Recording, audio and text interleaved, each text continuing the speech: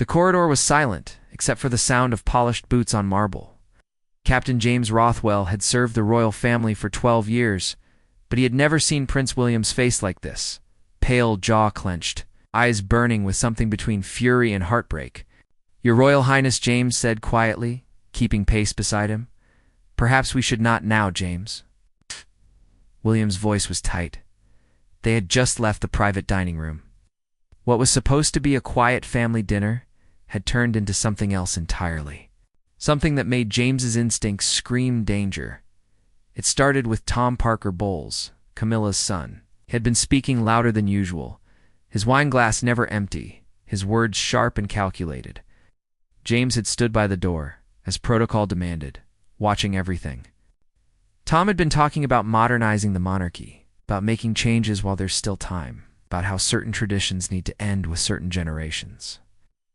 The way he looked at William when he said it made James's blood run cold. Before we continue, if you're enjoying this story, hit that subscribe button. You won't want to miss what happens next. William had stayed calm at first. He always did. Years of training, of being watched, of carrying the weight of a nation on his shoulders. But when Tom suggested that perhaps the line of succession could benefit from fresh perspective, something shifted in the room. Camilla had touched Tom's arm, a warning. But it was too late. "Are you questioning my position?" William had asked. His voice was quiet, but it carried the weight of centuries of royal authority. Tom smiled. It wasn't a friendly smile. "I'm simply saying that loyalty should be rewarded. That those who have supported the king most closely should be considered when opportunities arise." The word hung in the air like poison. Opportunities? James had seen King Charles's face go white. He had seen Catherine reach for William's hand under the table. He had seen Princess Anne set down her fork with a sharp clink that echoed like a gunshot. But most importantly, James had seen the look that passed between Tom and his mother. It was brief, a flicker. But James had been trained to see what others missed. It was a look of agreement, of planning, of ambition that had been festering for far too long. William had stood from the table without a word. James had immediately moved to follow. That was 20 minutes ago. Now they were heading toward Williams's private office, and James could feel the tension radiating from the prince like heat from a fire. He had never seen William like this, not even during the worst days after his mother's death. Not even during the public feuds with Harry. This was different. This was betrayal from inside the walls. "James," William said suddenly, stopping in the middle of the corridor. He turned to face his guard, and James saw something in his eyes he had never seen before. Fear. Double quotes, "Yes, Your Royal Highness." William glanced down the hallway, then stepped closer. His voice dropped to barely a whisper. "I need you to listen very carefully. And I need you to believe me when I tell you this." James nodded, his hand instinctively moving closer to his side, ready for anything. "Tom isn't just ambitious," William said. "He's dangerous, and he's not working alone." The words settled between them like stones. "Sir, what exactly are you saying?" William took a breath. "I'm saying that I think someone is trying to remove me from the line of succession, and I think my stepmother knows about it." James felt his training kick in. Years of protocol, of staying neutral, of never showing emotion. But this was different. This was his prince. The man he had sworn to protect with his life. "Sir, those are serious accusations," James said carefully. "Do you have evidence?" William pulled out his phone. His hands were shaking slightly. Weeks ago, Tom requested a private meeting with the king's advisors. He presented a document, a proposal. He showed James the screen. It was a photograph of typed pages. James Leaned closer, reading quickly. The words made his stomach turn. Restructuring of royal duties. Redistribution of responsibilities. Alternative succession planning in cases of incapacity. Incapacity. "He's trying to build a legal case," William said quietly. "He wants to create doubt about my ability to serve. To suggest that I'm mentally unstable, unfit. That grief over my mother, the tensions with Harry, the stress. That it's all made me unreliable." James looked up sharply. "That's insane. Anyone who's worked with you knows it doesn't matter what's true," William interrupted. "It matters." What can be made to look true? And Tom is very good at manipulating perception. He's been planting seeds for months. Subtle comments to the press, concerns shared with the right people, questions raised in the right rooms. They started walking again, faster now. William's office was at the end of the corridor, past the gallery of royal portraits. Kings and queens staring down from the walls, watching everything. Why would Camilla allow this? James asked. She's queen consort. She has everything she wanted. William laughed, but there was no humor in it, because Tom convinced her that, when my father is gone, I'll remove her from everything. That I'll erase her legacy. I'll never forgive her for what happened to my mother, and will you? The question hung between them. William stopped walking. I don't know, he admitted. But I would never do it the way he thinks. I would never destroy my father's memory by attacking the woman he loves. But Tom doesn't believe that, or he's convinced her I'm lying. They reached the office door. James checked the hallway reflexively, looking for threats, for cameras, for anyone who might be listening. Old habits. Inside, William went straight to his desk. He pulled out a folder from a locked drawer. This is what I know, he said, spreading papers across the desk. Tom has been meeting with certain members of Parliament, people who think the monarchy costs too much, people who want to see it reduced, modernized, or eliminated entirely. He's been positioning himself as a reformer, someone who understands both worlds. James studied the documents, phone records, meeting logs, photographs taken by security cameras. He's building alliances, James said slowly, making himself indispensable. Exactly. And if something were to happen to me, if I were to be declared unfit, or if there was a scandal big enough to force me to step aside, Tom would be right there, the reasonable voice, the bridge between old and new. And with Camilla's influence over my father, he didn't need to finish the sentence. James felt anger rising in his chest. He had protected this family for over a decade. He had stood in the rain at Diana's funeral, watching two young boys walk behind their mother's coffin. He had been there, through scandals and celebrations, through grief and joy, and now someone was trying to destroy it all from the inside. What do you need me to do? James asked. William looked at him with gratitude and something else. Relief. I need you to be my eyes and ears. I need you to watch Tom, to document everything. And most importantly, he paused, his voice dropping even lower. I need you to protect me, not just physically, but from whatever they're planning. Sir, you have an entire security team. I need someone I can trust. Absolutely, William said. Someone who isn't part of the political games. Someone who remembers what we're actually here to protect. Before James could respond, there was a knock at the door. Both men froze. Your Royal Highness, a voice called. It was smooth, confident, with just a hint of mockery beneath the politeness. Tom Parker Bowles. I think we need to talk, Tom said through the door, about what was said at dinner, about certain misunderstandings that need to be cleared up. William and James looked at each other. The air felt electric with tension. Don't open it, James whispered. But William was already moving toward the door, his face set with determination. If this is going to happen, William said quietly, it happens now. William opened the door slowly. Tom stood in the hallway, still in his dinner jacket, a glass of whiskey in his hand. He smiled, but it didn't reach his eyes. May I come in? Tom asked, though he was already stepping forward. James moved between them instinctively. Not aggressive, but present. A wall of trained muscle and absolute loyalty. Tom's smile widened. Still playing soldier, Captain Rothwell. I'm doing my job, James said evenly. Of course you are. Tom's gaze shifted to William. I think we can speak privately, don't you? Family matters should stay within the family. Captain Rothwell stays, William said firmly. Anything you have to say to me can be said in front of him. Tom shrugged, stepping into the office. He looked around, taking in the photographs on the walls. William with his children. William with Catherine. William with his father and grandmother. A lifetime of duty captured in frames. You have a beautiful family, Tom said. George is what, 11 now? Such an important age. When boys start to understand the world. When they start to see their fathers for who they really are. The threat was subtle but unmistakable. James felt his jaw tighten. Get to the point, William said coldly. Tom took a slow sip of whiskey. The point is that tonight was unfortunate. I didn't mean to upset anyone. I was simply having a conversation about the future of the institution we all serve. You're not serving anything, William said. You're not even part of the royal family. Not really. You're the son of my father's wife. That's all. The words were harsh, deliberate.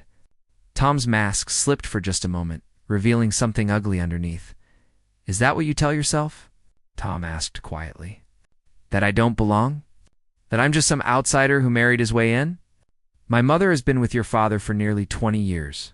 She was there when your grandmother died. She stood beside him at the coronation. She's queen consort. That makes me closer to this family than you want to admit. It makes you nothing, William said. The law is clear. The succession is clear. You will never be anything more than a footnote in history. Tom's smile vanished completely. He set his glass down on William's desk with a sharp crack. You think the law can't be changed? He asked, his voice dropping to something dangerous. You think the people of this country care about bloodlines anymore? They care about results, about leadership, about someone who understands the modern world, and that's you? William asked. A man who's never served anyone but himself? I serve the future, Tom said, unlike you, who's trapped in the past. Still crying over a mother who died decades ago? Still fighting with a brother who exposed what this family really is? Still pretending that people care about your privilege and your protocol? James saw William's hands curl into fists. He stepped forward slightly, ready to intervene if this turned physical, but William's voice when he spoke was ice. My mother died because people like you exist. People who use others for power. People who manipulate and scheme and destroy anything that stands in their way. And you dare to speak about her in my presence. Tom leaned forward, his face inches from William's. Your mother was a naive girl who married the wrong man. My mother is a survivor who understood how to play the game. That's the difference between them. That's the difference between you and me. The words hung in the air like a slap. James moved without thinking. He grabbed Tom's arm, pulling him back from William with controlled force. That's enough, James said firmly. You need to leave now. Tom yanked his arm free, glaring at James. Take your hands off me. I'll have you dismissed for touching a member of the royal household. You're not a member of the royal household, James said flatly. You're a guest, and guests who threaten the Prince of Wales don't get to stay. For a moment, something flickered in Tom's eyes. Fear, maybe. Or calculation. He straightened his jacket, his composure returning. This isn't over, Tom said, looking at William. You think you're untouchable because of your title? But titles can be taken away. Reputations can be destroyed. And when the time comes, when the people demand change, your name won't protect you. He walked to the door, then paused, looking back. My mother loves your father. She's given him happiness after years of misery. And you want to punish her for that? You want to erase her? That's why we have to protect ourselves. That's why we have to be ready. Ready for what? William asked quietly. Tom smiled again. That cold, calculating smile. For when your father is gone. For when the crown passes. For when the real fight begins. He left, closing the door softly behind him. The silence that followed was deafening. William sank into his chair, his head in his hands. James watched him, his mind racing through everything that had just happened. He's going to make a move, James said finally. Soon. William looked up, and James saw exhaustion in his eyes. The weight of everything. I know. The next morning came too quickly. James had barely slept, his mind replaying Tom's threats over and over. He arrived at the palace before dawn, checking security reports, reviewing camera footage, looking for anything unusual. What he found made his blood run cold. Tom had left the palace at midnight, but he hadn't gone home. Security cameras showed him meeting someone in a black car 3 blocks away. The meeting lasted 7 minutes. When Tom emerged, he was smiling. James enhanced the footage, trying to see who was in the car. The angle was wrong. The windows were tinted. But he caught something else. A license plate registered to a private security firm known for handling sensitive matters for wealthy clients, the kind of firm that made problems disappear. James immediately sent the footage to his encrypted phone. Then he deleted it from the main system. If Tom had people inside the palace staff, James couldn't risk them seeing what he'd found. By 8 o'clock, the palace was buzzing with activity. Staff preparing for the day's events. Ministers arriving for meetings. The machine of monarchy grinding forward as it had for centuries. James found William in the breakfast room, surrounded by papers. He looked like he hadn't slept either. "Sir," James said quietly, standing close enough that no one else could hear. "We need to talk. Privately." William glanced at the other people in the room. Secretaries, advisors, all trustworthy, supposedly. But after last night, trust was a luxury neither of them could afford. They moved to a small antechamber. James showed him the footage on his phone. William watched in silence, his face growing paler with each second. "Who was in the car?" "I don't know yet. But the vehicle is registered to Blackwood Security. They specialize in reputation management, crisis control, making negative stories disappear, creating them," William said slowly. "Yes, sir." William handed the phone back, his mind clearly racing. "He's building a narrative. Something big enough to damage me beyond repair. Something that would force me to step down?" "A scandal," James said. "But what?" "Your life is documented every second. Every movement tracked. Every conversation recorded. What could they possibly fabricate that would be believed?" William walked to the window, looking out at the gardens. Tourists were already gathering at the gates, cameras ready, hoping for a glimpse of royalty. "It doesn't have to be real," he said quietly. "It just has to look real. A photograph, a recording, testimony from someone credible. In today's world, truth doesn't matter as much as the story. And Tom knows how to tell a story?" James felt a chill run down his spine. "We need to tell your father. King Charles needs to know what his stepson is doing." "My father loves Camilla," William said. "He's waited his entire life to be happy. If I go to him with accusations about her son, without concrete proof, it will destroy him. It will look like I'm the one trying to cause division. Like I'm the unstable one." "Then we get proof," James said firmly. "Real evidence. Not just meetings and vague threats. Something undeniable." Before William could respond, the door burst open. Catherine stood there, her face white with fear. "William," she said, her voice shaking. "You need to see this now." She held up her phone. On the screen was a news article, posted just minutes ago by a tabloid known for explosive royal stories. The headline made James's stomach drop. "Palace Insider claims Prince William suffering mental health crisis, questions raised about fitness to serve." William took the phone with trembling hands. He read quickly, his expression growing darker with each paragraph. The article cited anonymous sources close to the prince. It described erratic behavior, paranoia, accusations against family members, concerns from staff about his judgment. It painted a picture of a man crumbling under pressure, unable to handle the weight of his future responsibilities. Every detail was twisted just enough. Every true moment bent into something sinister. The dinner conversation last night? Described as William having an outburst over innocent comments, his request for James to watch Tom. Portrayed as paranoid delusions about conspiracies. His stress about the line of succession? Characterized as an unhealthy obsession. "This is Tom," William said, his voice hollow. "This is what he was planning." Catherine moved to her husband's side, taking his hand. "We'll fight this. We'll release a statement. We'll show them the truth." "The truth doesn't matter anymore," William said, repeating his earlier words. "This is out there now. In the world, being read by millions. Being shared. Being believed." James felt rage building in his chest. This was psychological warfare. Character assassination.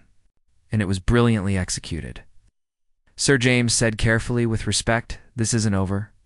This is just the opening move. Tom wants you to react. To look defensive? To seem guilty? We need to stay calm and strategic. William looked at him, and James saw desperation in those eyes. How do I fight shadows, James? How do I prove I'm sane when the very act of defending myself will be used as evidence that I'm not? The question hung in the air. Catherine's phone buzzed. Then William's. Then James's. More articles. Different outlets. All published within minutes of each other. All saying the same thing in different words. It was coordinated, planned, a media blitz designed to overwhelm any response. He's destroying me, William whispered, and there's nothing I can do to stop it. James watched his prince, this man who had been trained since birth to lead a nation, crumble under the weight of invisible attacks. And in that moment, he made a decision. Yes, there is, James said firmly. You can let me do what I was trained to do. Not just protect your life, sir. Protect your future. William looked at him. What are you suggesting? James glanced at Catherine, then back to William. I'm suggesting we stop playing defense. I'm suggesting we find out exactly what Tom is planning, and we expose him first. The plan was risky, possibly career-ending, definitely against protocol. But James had spent 12 years protecting the royal family, and he understood something fundamental, sometimes. The greatest threats don't come from outside the walls. He spent the next 2 days watching Tom like a hawk. Every movement tracked. Every conversation noted. Every meeting documented. Tom was confident now. Cocky, even. The media storm had worked exactly as planned. Social media was flooded with concern about William's mental state. Political commentators were questioning the succession. Even supporters of the monarchy were whispering doubts. William had been forced to cancel public appearances, which only made him look more unstable. Catherine stood by him. But the strain was visible on both their faces. King Charles had called William to a private meeting. It lasted 3 hours. When William emerged, he looked 10 years older. My father asked if I needed help, William told James later, his voice hollow. He suggested I take time away, rest, maybe speak to professionals. He was kind about it, concerned, but I could see the doubt in his eyes. Tom's poison is working? James clenched his jaw. Did you tell him about Tom? I tried, but Camilla was there. She defended her son. Said he was only trying to help modernize the monarchy, that I was being paranoid and unfair. And my father. William's voice broke. My father believed her. That night, James made his move. He had discovered that Tom was meeting someone at a private club in Mayfair. The kind of place where powerful people made deals away from cameras and witnesses. James knew he couldn't get inside, but he didn't need to. He contacted an old friend from his military days. Someone who specialized in surveillance. Someone who asked no questions when the cause was right. The equipment was set up in a building across the street. High-powered microphones. Cameras with night vision. Technology that technically required warrants, but James is beyond caring about technicalities now. What they captured that night changed everything. Tom arrived at 11. He was met by 3 men. James recognized 2 of them from news reports. One was a media mogul known for destroying reputations. The other was a political strategist who had orchestrated multiple scandal campaigns. The third man was older, distinguished, with the bearing of someone used to power. James didn't recognize him, but the way the others deferred to him spoke volumes. The audio quality was good.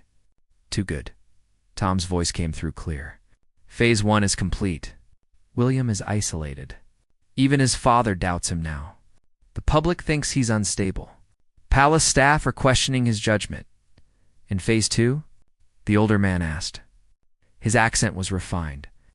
Old money. Old power. We plant evidence of an affair, Tom said casually, as if discussing dinner plans. William has been photographed with several women over the years. Charity events. Official functions. We take those photos, add context, create a narrative. Catherine leaves him. The perfect marriage crumbles.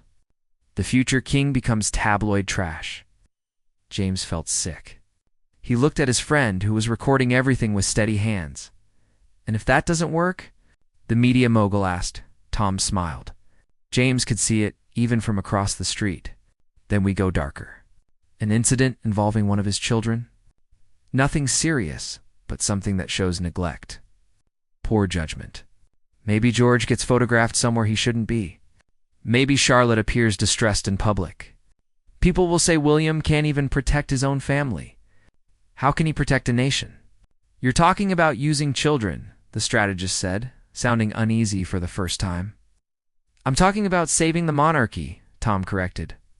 "William is stuck in the past. He'll run this institution into the ground with his outdated ideas about duty and service. We need someone modern. Someone who understands that the crown is a business, not a birthright." "Someone like you," the older man said. It wasn't a question. "Someone like me," Tom agreed. "With the right support, the right narrative, and the right crisis, the succession can be changed. Parliament can intervene. There's precedent for removing unsuitable heirs. Edward VIII did it for love. William can do it for health. For the good of the nation, and your mother supports this?" the media mogul asked. Tom's expression hardened. "My mother wants to protect her legacy. She knows that when Charles dies, William will erase her. He'll make her into a footnote. This way she remains queen consort in influence, if not in title. And I become the bridge to the future."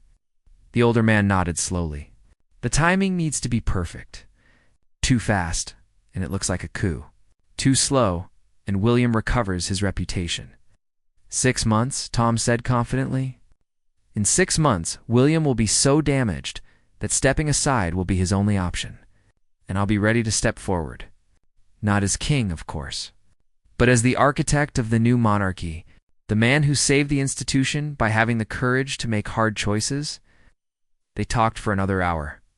Details were discussed. Money changed hands. Promises were made. James recorded every second. When it was over, when Tom finally left looking pleased with himself, James felt both triumph and disgust. "This is enough," his friend said quietly. "This will destroy him." "No," James said. "This will protect the prince. There's a difference." He copied the files to 3 separate encrypted drives. One he would give to William. One he would keep as insurance. And one would go to someone he trusted absolutely, with instructions to release it if anything happened to him or William. The sun was rising when James returned to the palace. He found William in his office, surrounded by newspapers, all of them running news stories, new accusations, new doubts. "Sir," James said, closing the door behind him, "I have something you need to hear." He played the recording. Every word, every terrible, calculated word, William listened in silence, his face going from shock to rage to something colder, something resolved. When it finished, he looked at James with new eyes. "You risked everything for this." "I did my job, sir." "No," William said firmly. "You did more than your job. You believed in me when my own father didn't." He stood, pacing the room.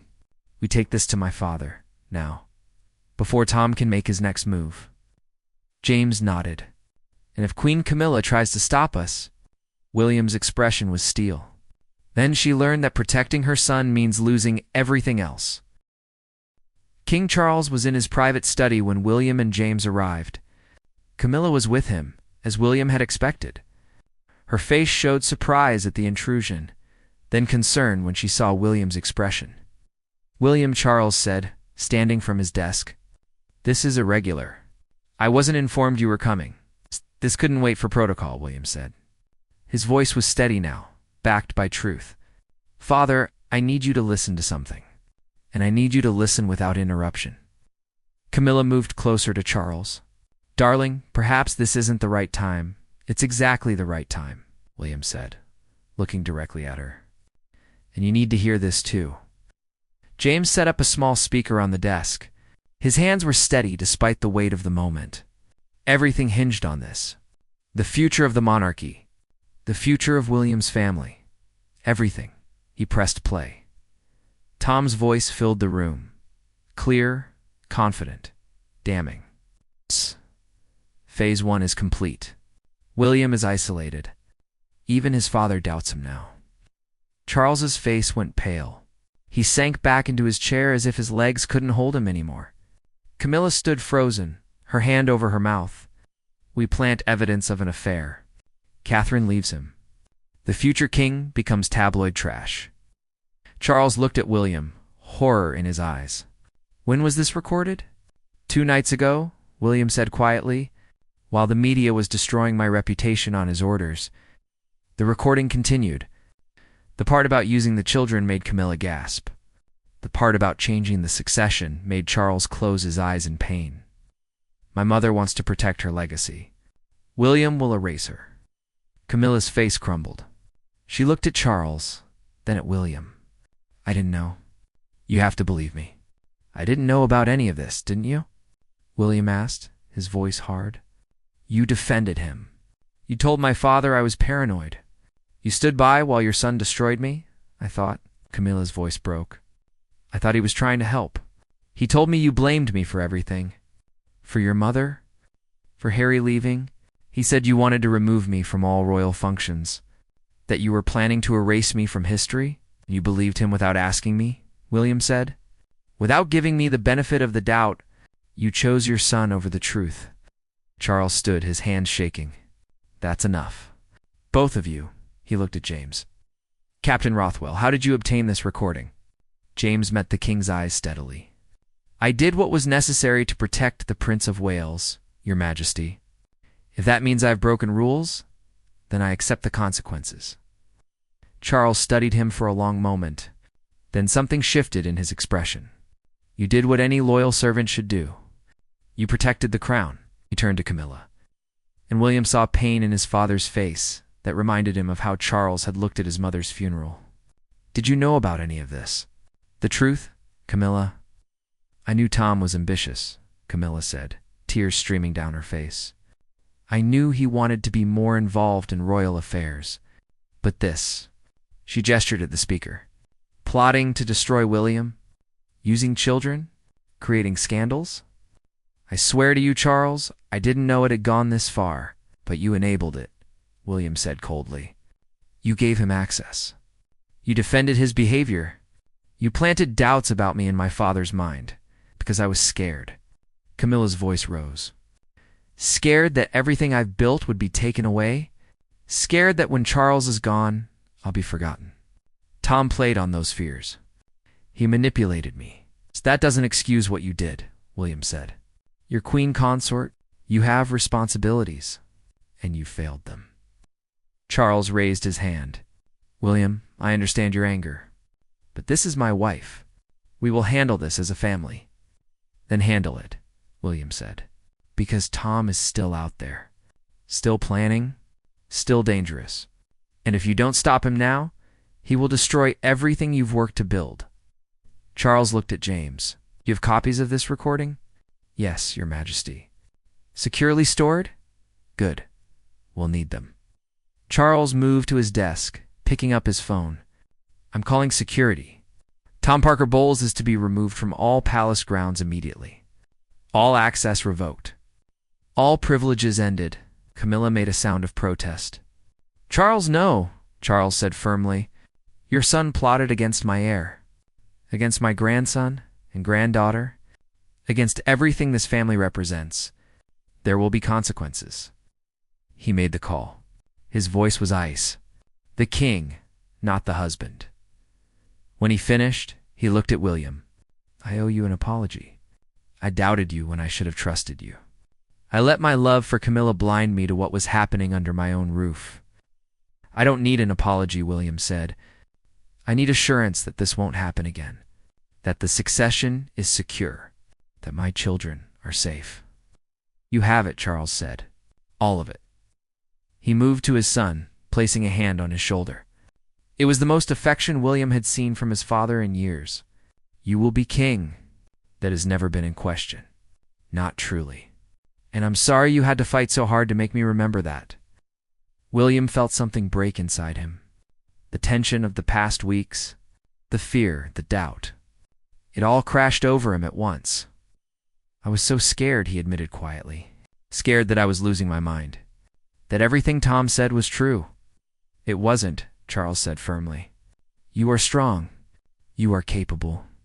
You are exactly the king this nation needs. Don't ever doubt that again. James watched this moment between father and son and felt pride swell in his chest. This was why he served. Not for the crown itself, but for the people who carried its weight. Camilla stood apart, looking smaller somehow, diminished. What happens to Tom? She asked. Charles's expression hardened. That depends on what he does next. If he comes quietly, if he accepts his removal from our lives with dignity, then it ends here. But if he fights, if he tries to make this public, or continues his campaign against William, then the recording goes to the authorities. Conspiracy to defame. Potential fraud. At minimum, his reputation is destroyed. At worst, he faces legal consequences. He'll fight, Camilla said dully. That's what he does. Then he'll lose, Charles said, because I will protect my son with everything I have. He looked at James. Captain Rothwell, you have my gratitude and my trust. Stay close to William. He'll need loyal people in the years ahead. James saluted. Always, Your Majesty. 3 hours later, Tom was escorted from a meeting across London. He came to the palace shouting, demanding to see his mother, threatening lawsuits and scandals. Security held him at the gate, while Charles and William watched from a window above. He's finished, Charles said quietly. Is he? William asked. Men like Tom don't give up easily, and we'll fight him every step of the way, Charles said. Together, that night William sat with Catherine and their children. George asked why there were so many reporters outside. Why people were saying mean things about his father. Because sometimes people are scared of the truth, William told his son, and they try to destroy it. But the truth always wins in the end. George considered this. Did the truth win today? William looked at Catherine, then at James, who stood quietly by the door. His loyal guard, his friend, the man who had risked everything to protect him. Yes, William said, pulling his son close. Today, the truth won. But he knew it wasn't over. Tom would regroup. Others like him would emerge. The battle to protect the monarchy from those who would destroy it from within would never truly end. But for now, for this moment, they were safe. And sometimes, that was enough. James stood by the window watching the crowds disperse. He thought about his 12 years of service, about all the threats he'd faced, all the dangers he'd stopped. None had been as dangerous as the one that came from inside. But none had been as important to stop. He touched the badge on his chest, the symbol of his oath, his duty, his purpose to protect the crown, not the object itself, what it represented, continuity, service, the weight of history and the hope of the future. And as long as men like James Rothwell existed, as long as people remembered what was worth protecting, the crown would endure no matter who tried to take it down.